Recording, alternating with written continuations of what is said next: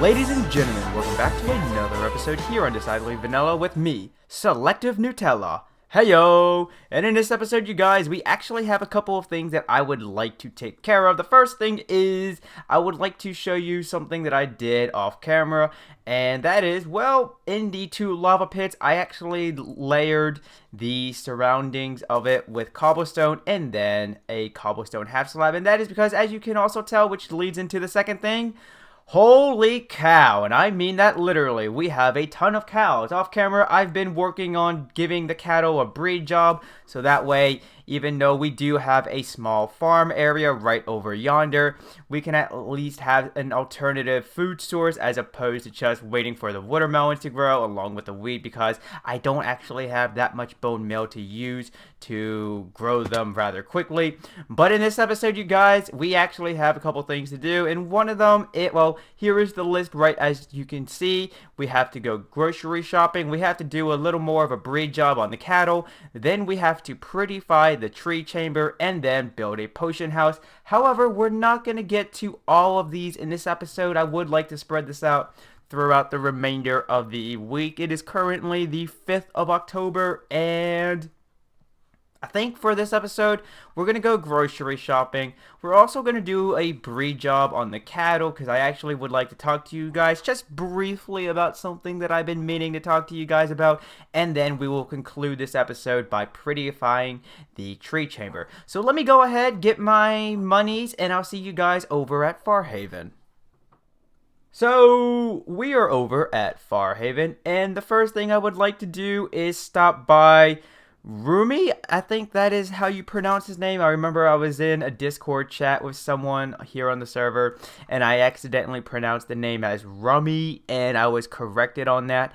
But first thing I would like to do is stop over at Rumi the Mending's library, because there is a sign that says Silk Touch Sale, 1 diamond each. And as you guys can tell right here, we do have 7 Silk Touch books, although we just recently acquired a new member on the server, so I am no longer the noob, so to speak. So I'm going to be kind and courteous and leave him a few Silk Touches. I already have a Silk Touch on a pickaxe, and I would like to have a Silk Touch on a shovel, so I think that's actually going to do it. I could, in theory, acquire a Silk Touch for a axe that I could use to harvest my watermelons with, but I'm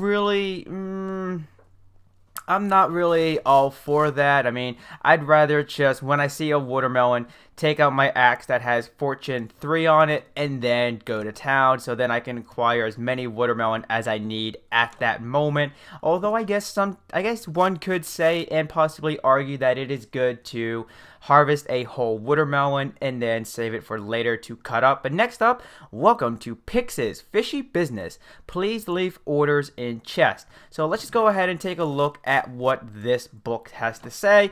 Pix's Fishy Business price list. Please do not remove this book from the premises. Hold on a second, guys. Yeah, okay. Let's just go right up on top of this Beats by Pix shop. Oh, we gotta scroll over by 1. There we go.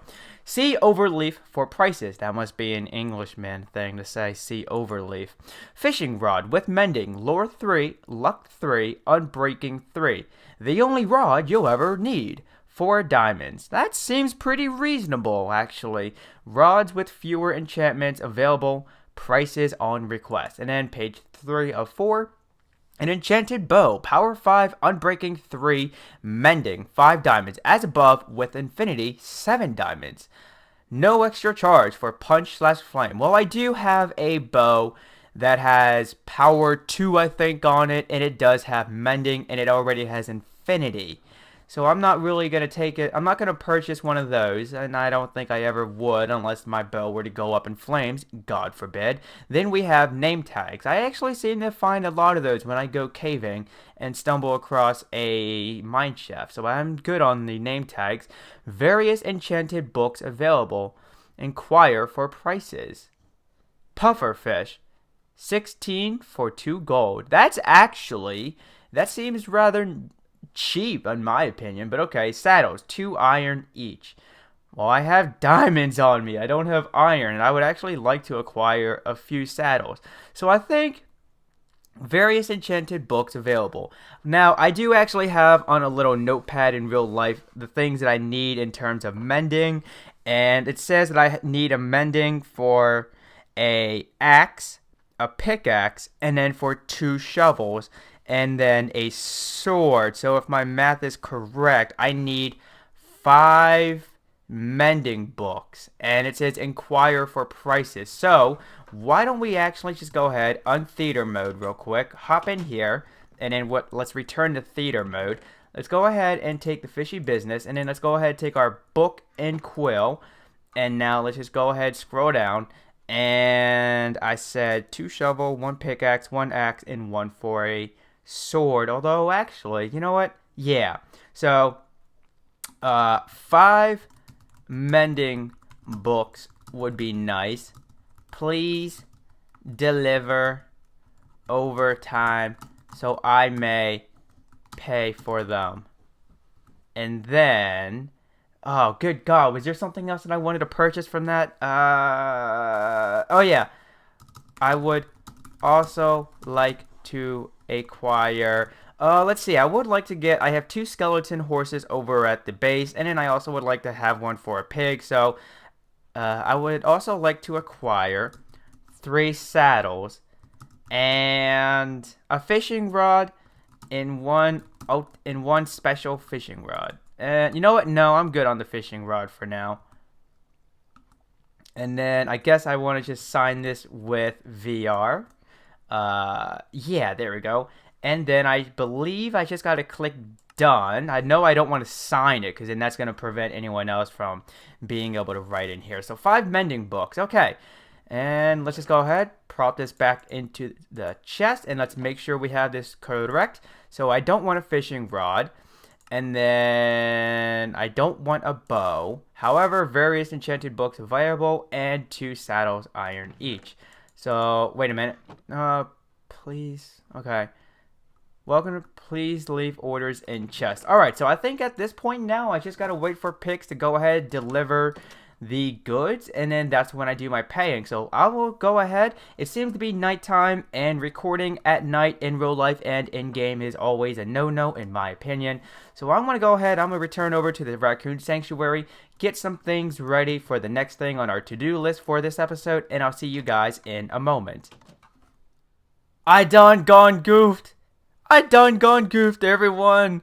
I was just chilling, listening to some music, and then I decided to make a whole new tool that I wanted to place my silk touch on, and I made the wrong tool, you guys. Oh, I done gone goofed.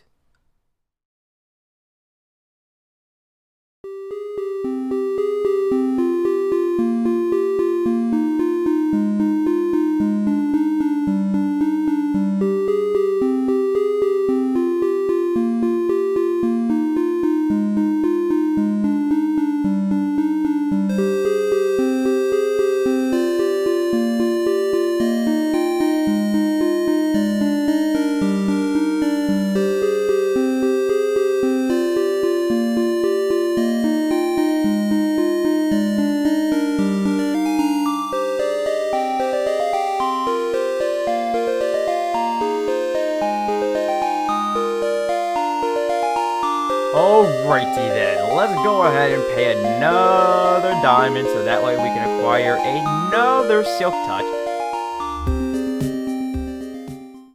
Alright, if it's not on video then it never happened, so here it is.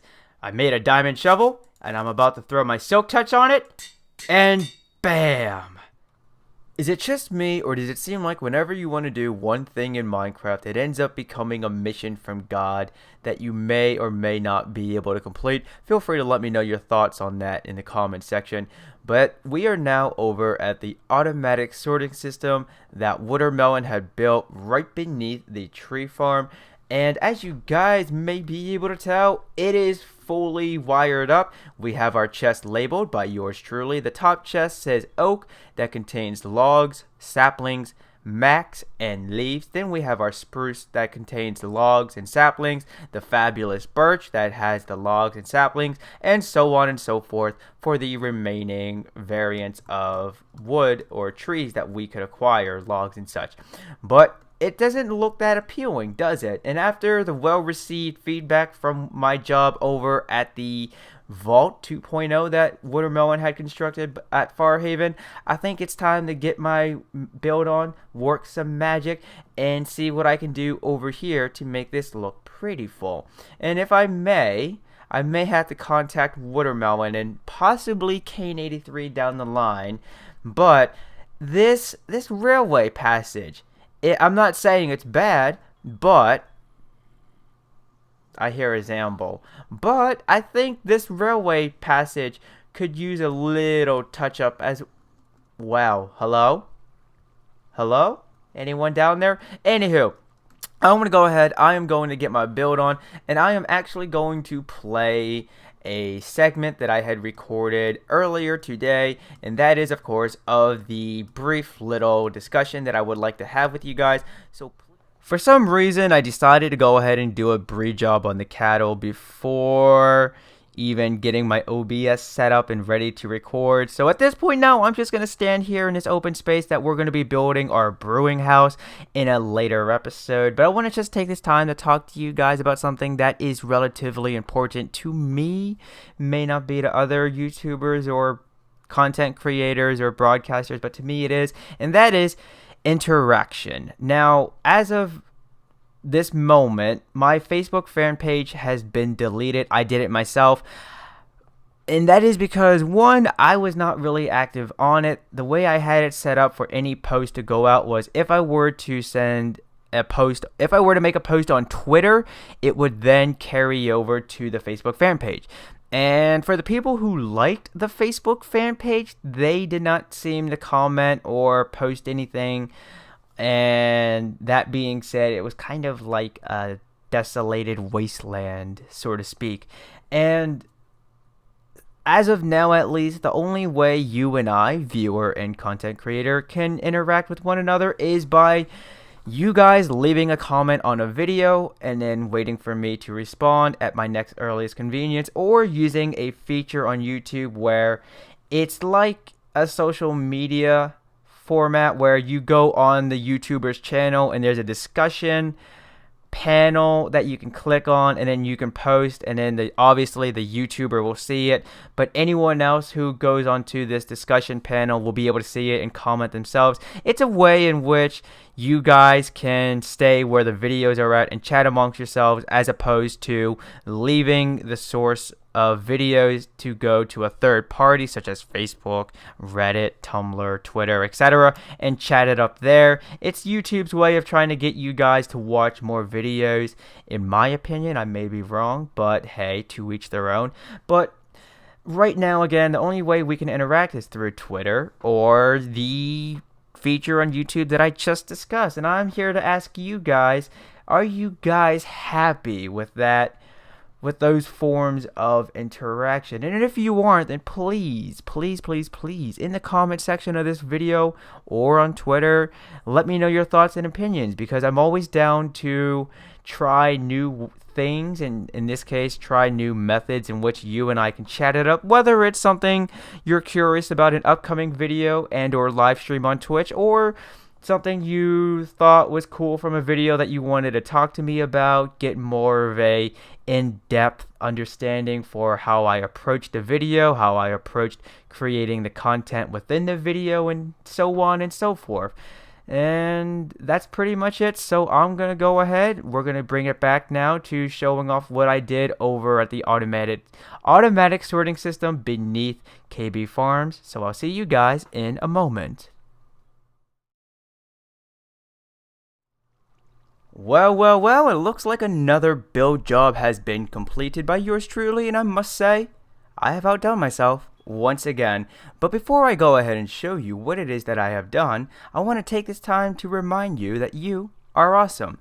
Now, as you guys can tell right off the bat, we have a little bit of a sticky situation on our hands, but I, of course, being the master builder that I am, I was able to work with it and make it work. To begin with, we have a pathway that is 3 blocks wide. However, once we make it down to the landing, it then becomes 2 blocks wide, and continuing on in that manner all the way down to the focal point, which is the storage room, the automatic sorting system, actually I should say. Now, to step back a little bit, as you guys can tell, we have variation of cobblestone blocks placed within the ceiling and somewhat seeping their way down the walls, and that is to give a natural cave formation look. And then to go with the natural cave formation, I thought to myself, well, let's use our imagination here and pretend that a player were to stumble across a hollow chasm and then they begin to carve it out, and that is why we have all these dark oak logs, because to me at least, dark oak logs seem to be the most strongest, the most sturdiest types of logs that can definitely hold up some weight above their shoulders. And then moving on down into each of these landings, we find these cute little tables that I've been doing in my single player world, World of Raccoons, where I'll go ahead and take a fence gate and then I'll prop it open facing opposite of me and then place a trapdoor on top. And then, well, to me at least, it looks like a cute little table. It is a little compact, but it is overall simple, but it works. It's functional and it is simple, and it has nice taste in terms of appeal.